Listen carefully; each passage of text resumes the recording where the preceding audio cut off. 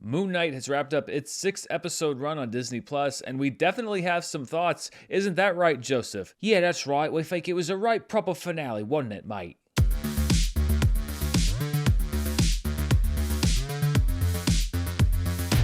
Hello everybody, I'm Dan Murrell here with my wrap-up and review of episode 6 of Moon Knight, which according to IMDb was called Gods and Monsters. It didn't have a name on Disney Plus last time I checked. It may by the time you're watching this. This was also the finale of the series of season 1. We didn't get a Loki-like confirmation that the story will continue, although it definitely opened some interesting new doors, which we'll talk about. And the first thing about it that really surprised me was that I was expecting the longest episode of the season, and in fact, this was the shortest episode of the season, just over half an hour really, once you get past all the different logos and credits, etc. So let's jump right into it. I'll kind of recap what happened on the show and give you my thoughts as we go. We start the episode back in what I guess you would call the real world, where we see Mark's body in the water where he was shot by Harrow. Harrow offers some apologies, and then we get a not so subtle setup to the big reveal that's going to come later on in the episode. I'm sorry it had to be this way.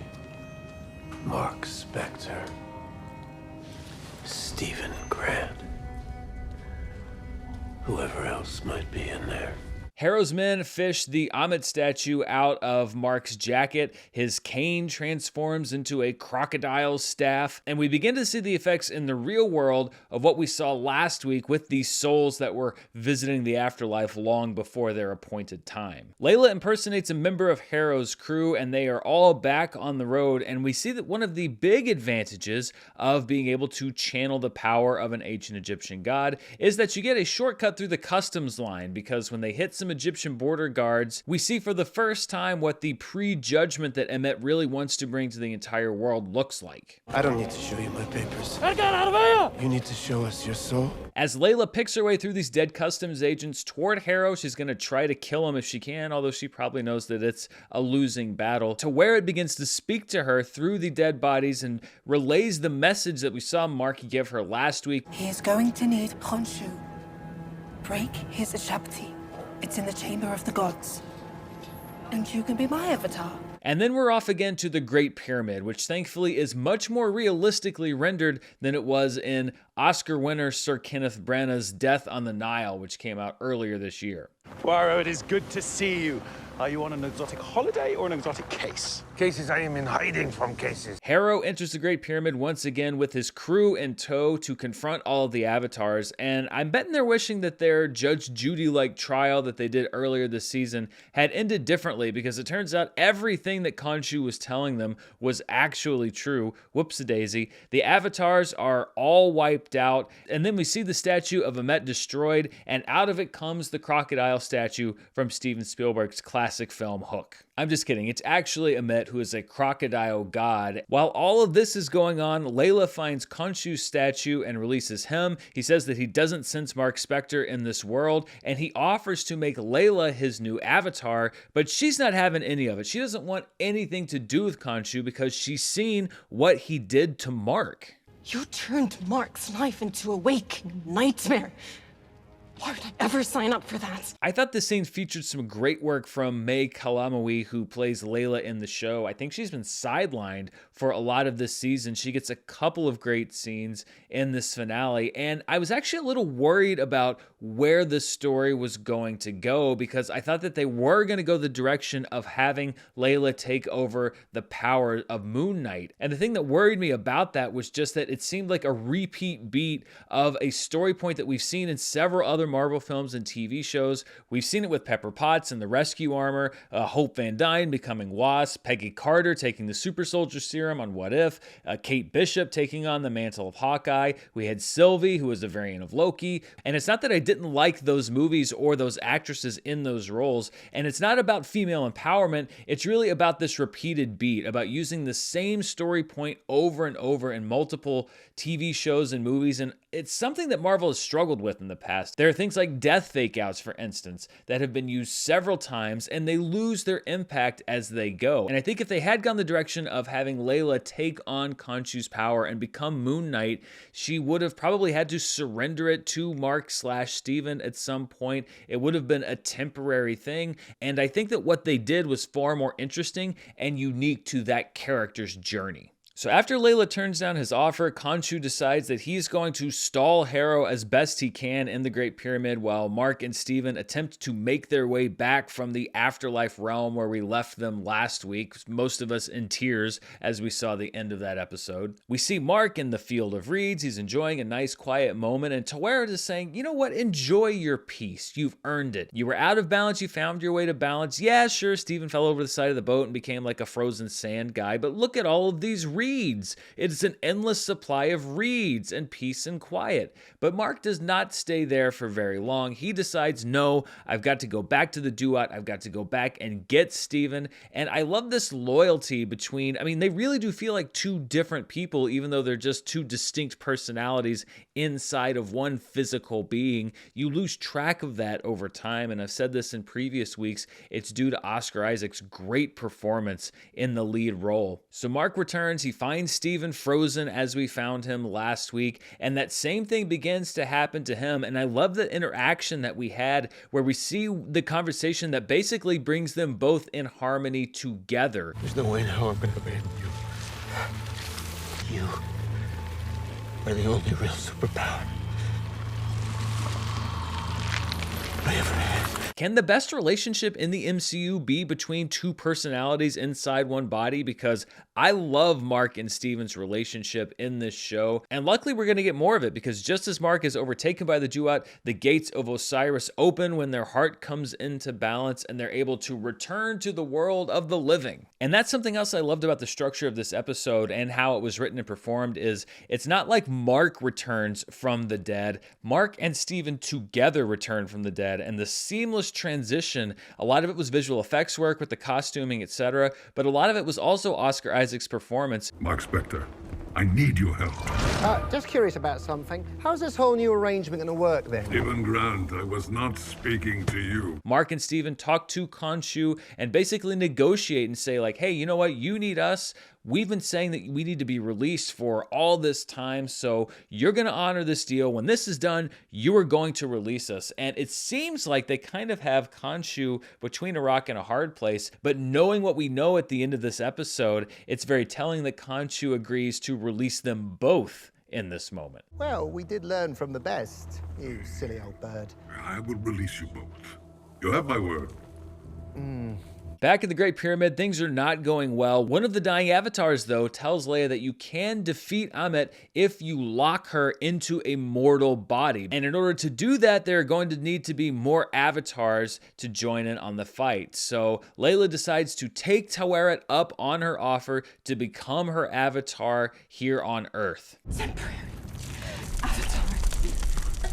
Yes, of course. And I like that May Kalamaui gets in on the fun a little bit here, and she also does a great job physically of showing this conversation that Layla is having with Taweret. Actress Antonia Salib does the voice of Taweret. I don't think that I mentioned her last week, but I loved her performance in basically, I mean, she's kind of in 3 episodes, but really these last 2 episodes, she gave such great presence to that character along with the animators who brought her to life. And so now we have 2 avatars fighting against 1 avatar, and also 2 very large ancient Egyptian gods fighting each other. In the midst of all this, Harrow pulls a Lord Voldemort. He goes to the top of the pyramid and sends out his version of the Dark Mark, which activates all of his followers, who then decide to storm through Cairo, prejudging people, and you have all of their purple souls flying up over the city. Everything lately has been purple in the MCU. The multiverse is purple, the souls are purple. We're going through a bit of a purple phase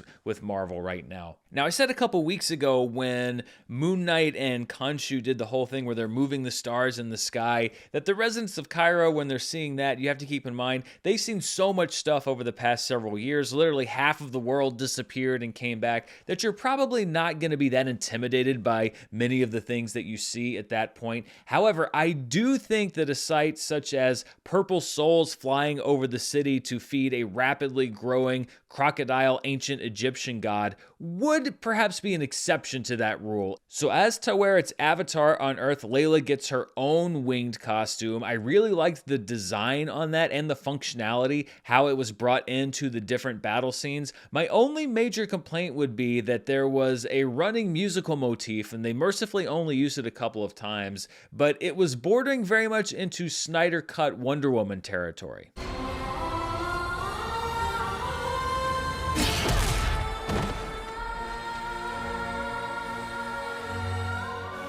I know that some people may think it was a little bit too much to have that moment where the little girl asks her, "Are you an Egyptian superhero?" And she basically says, "Yeah, I am."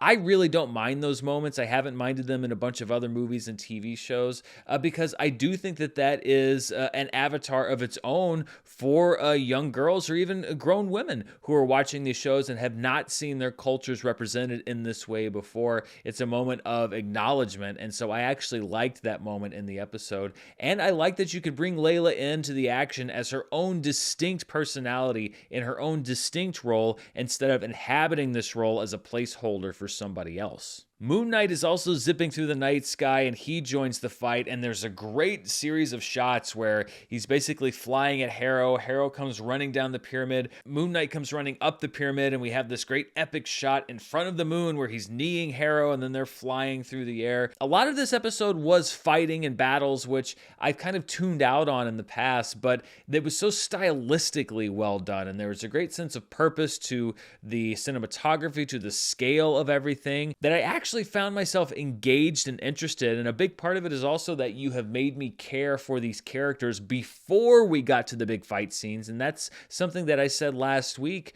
for people that may have said that there wasn't enough Moon Knight in this show. This episode was pretty much wall-to-wall action and fighting, but I think because you took the time to develop these characters and bring them to the places where they are in this last episode, you earn all of the big action, you earn all of the big fights, and it feels like they actually matter because you have taken the time properly to tell a story. So I hope that for everybody who was growing a little anxious and saying that there wasn't enough Moon Knight, that this big action finale was enough to sort of sate retroactively the things that you were missing from the costume superhero part of this show. I also think this was an extension of the combination of personalities here. Oscar Isaac jumping back and forth from Moon Knight to Mr. Knight, from Steven to Mark. And we also get to see Mr. Knight really whip some ass in this episode. We see that Steven is now fully comfortable in that persona. He's not kind of stumbling and bumbling like he was earlier in the season. And we have that sort of John Wick type shot where he's jumping through the goons and hitting people, flying things. He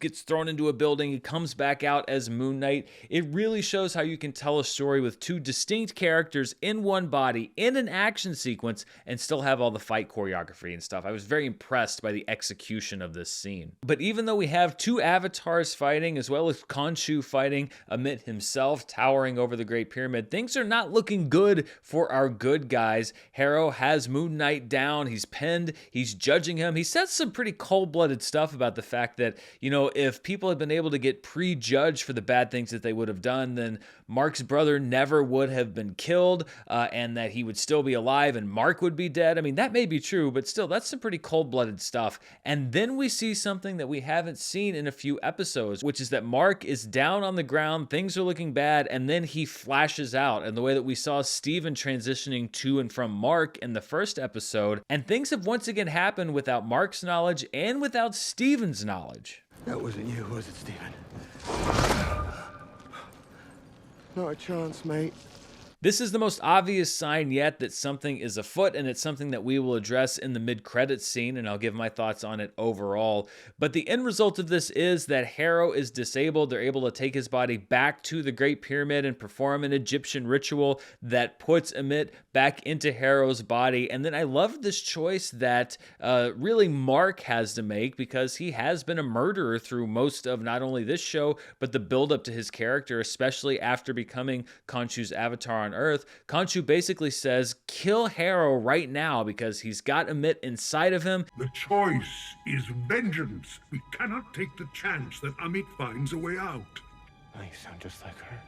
So I'm going to let Harrow live. I'm going to trust that this evil is going to be contained. And you know what? We also had an agreement that you are going to let us go. Do it yourself.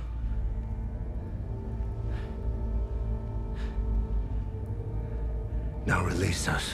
So Khonshu agrees, he frees Mark and Steven, and then we briefly flash back to this mental institution that we saw as part of the afterlife a couple of episodes ago. And there is a little bit of questioning about, like, well, why are we here? Wait a minute, was this all in Mark/Steven's imagination? But it appears to be a dream where he basically puts to rest this idea of being in the institution, and where it's obvious that Harrow is the one who needs the help. Well, it is tempting to accept your diagnosis, Doc. We'd rather go save the world. And we end up back in Steven's apartment. And now, even though they're waking up from being asleep, the two of them are able to speak with each other. Mark is really getting a first look at Steven's apartment and really is not happy with the condition of it.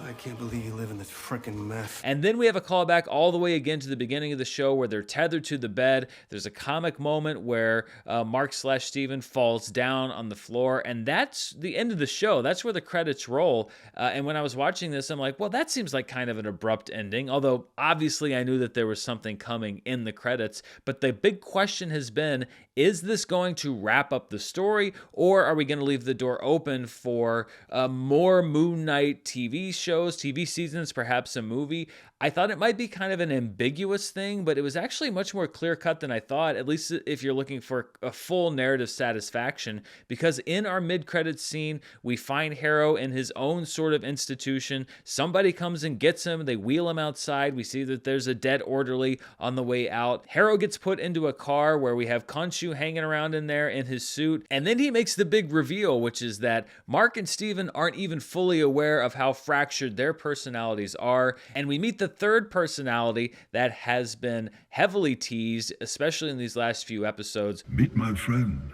Jake Lockley. Hoy te toca perder. Jake appears to kill Harrow, which takes it back to Mark telling Moon Knight before he's released from his service that if you want to kill Harrow, you better do it yourself. Well, apparently Khonshu has another way around it, which is that he still has control over this third personality now in Mark's body. So we now have Mark, we have Steven, and we have Jake Lockley. And I love the execution on this. There is one thing that I do have to say about it, though, and it speaks to more of the environment outside of this show, which is that the idea of a third personality was very heavily set up inside the context of the show itself. But the name Jake Lockley has been something that I have seen on comments left for these recap videos. And for those that are fans of Moon Knight that were in the know, this was obviously a big moment that they very much anticipated. But I will say that for those of us that chose not to steep ourselves in Moon Knight lore, I don't know if Jake Lockley was as big a reveal as it could have or would have been, because it has been talked about openly on social media and comments underneath videos, both spoiler and non-spoiler, for weeks now from people who did know the identity of this third personality,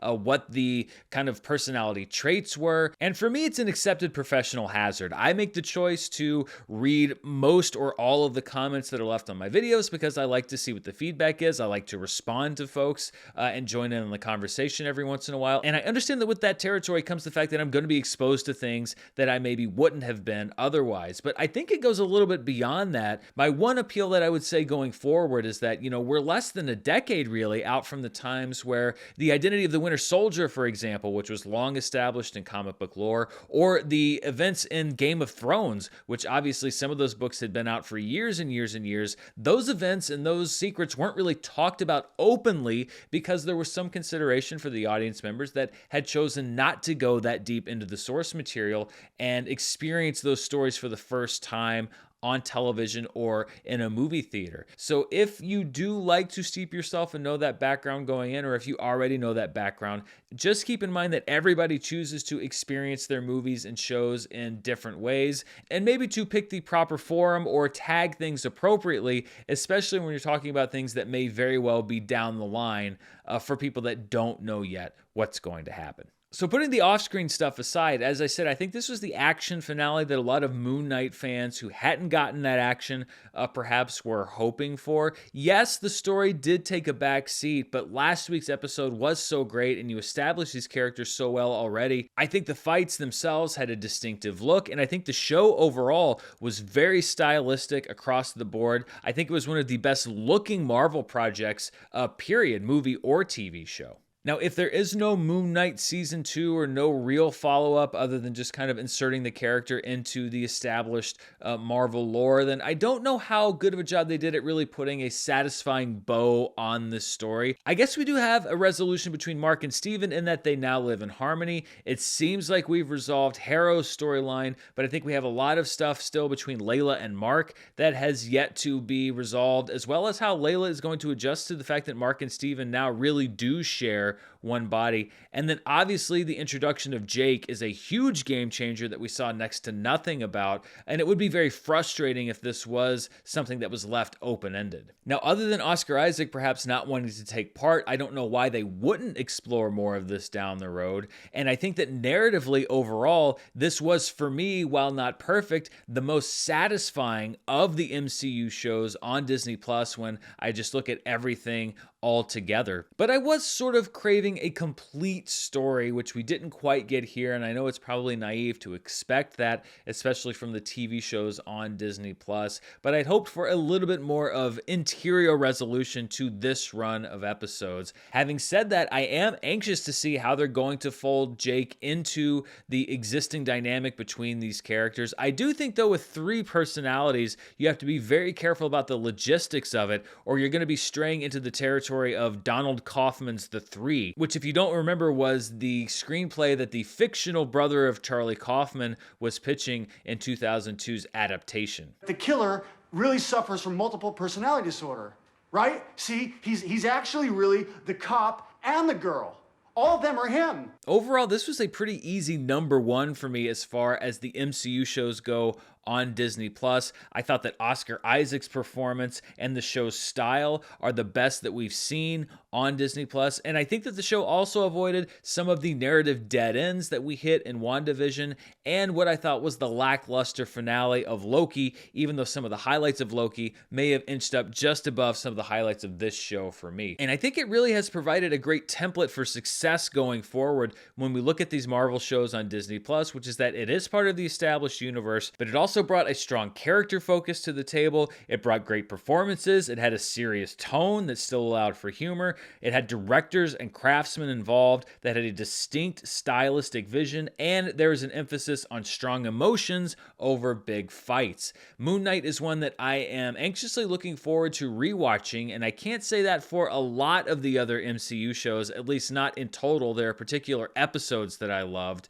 This is one that I'm excited to watch again from start to finish. And really, Oscar Isaac, I can't say enough about him. Whether they submit this in the limited series or whatever categories, I don't know what the rules are anymore on the Emmys. Wherever Moon Knight lands, Oscar Isaac deserves all of the love. And if they continue to explore, I guess, these characters in the future, I'll be anxious to see what the future holds. So that does it for my recaps of Moon Knight. I'm kind of glad that I ended up doing them week to week. There's some Marvel shows that I haven't, but this has been a really interesting one to track as we learn more about these different identities and different clues and hints are dropped, etc. It's a big Marvel week here on the channel because Doctor Strange in the Multiverse of Madness, in case you haven't heard, comes out this week. You can probably look for my non-spoiler review of that on Thursday night after I see the movie on Thursday afternoon. I'm trying to get to the first available public screening, and then my spoiler review will drop over the weekend where I'm able to share my thoughts on the things that I can't talk about in my non-spoiler review.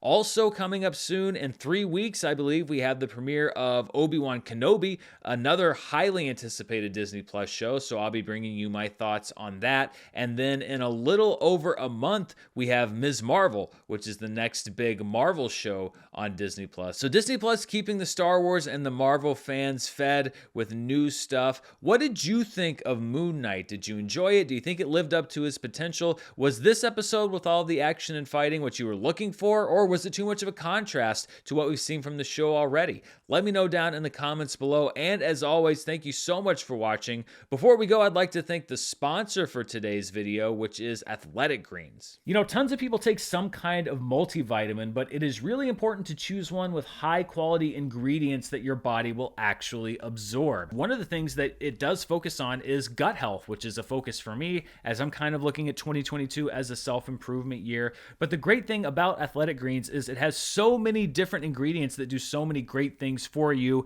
and for your body. And it's not just full of vitamins and minerals, it also tastes great, which is especially good because Athletic Greens is lifestyle friendly and contains less than 1 gram of sugar, no GMOs, no artificial anything, while maintaining that same great taste. I would love for you to give Athletic Greens a try, and to make it easy, Athletic Greens is going to give you a free 1-year supply of immune-supporting vitamin D, very important during this cold and flu season, and 5 free travel packs with your first purchase. All you have to do is visit athleticgreens.com/Dan. Again, that is athleticgreens.com/DAN to take ownership over your health and pick up the ultimate daily nutritional insurance. And I want to thank Athletic Greens for sponsoring today's show. Thanks again to Athletic Greens for sponsoring this video, and thank you for watching. Until next time, stay safe, and I'll see you soon. Bye.